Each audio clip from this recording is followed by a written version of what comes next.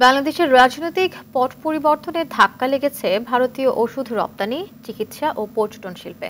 বিশেষ করে পেমেন্ট আটকে যাওয়া, শিপমেন্টে বিলম্ব এবং আমদানিকারকেরা সময় মতো সাড়া না দেওয়ার মতো সমস্যায় ভুগছে ভারতীয় ওষুধ কোম্পানিগুলো।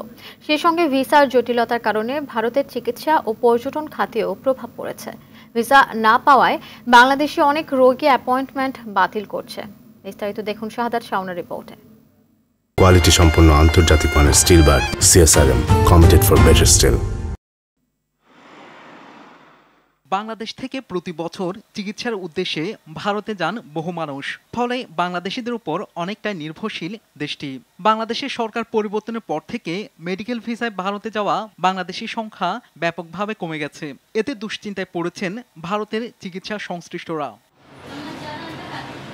ভারত থেকে বাংলাদেশ ওষুধের জন্য প্রয়োজনীয় কাঁচামালের 30% সংগ্রহ করে।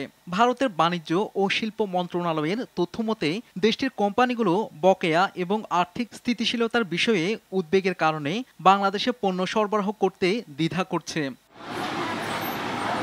এদিকে ভারতীয় সংবাদ মাধ্যম দ্য ইকোনমিক টাইমসের এক প্রতিবেদনে বলা হয়েছে, ভারতে যাওয়া পর্যটকদের প্রায় 1/4 বাংলাদেশি। এ পর্যটকরা মূলত মেডিকেল ট্যুরিজম বা কেনাকাটার জন্য যান, বিশেষ করে দুর্গাপূজা ও বিয়ের মৌসুমে। কিন্তু ভিসা জটিলতার কারণে পর্যটন খাতও ক্ষতিগ্রস্ত হচ্ছে। গেল বছর ভারতে 9.23 মিলিয়ন বিদেশি পর্যটক এসেছিল। বাংলাদেশ থেকে ভারতে যাওয়া পর্যটকের সংখ্যা ছিল 22.5% বেশি, যা ছিল অন্য যে কোনো দেশের তুলনায় বেশি। বাংলাদেশি পর্যটক কমে যাওয়ায় প্রতি মাসে 750 কোটি টাকার মতো আয় বন্ধ হয়ে গেছে দেশটির। শাহাদাত শাওন, RTV।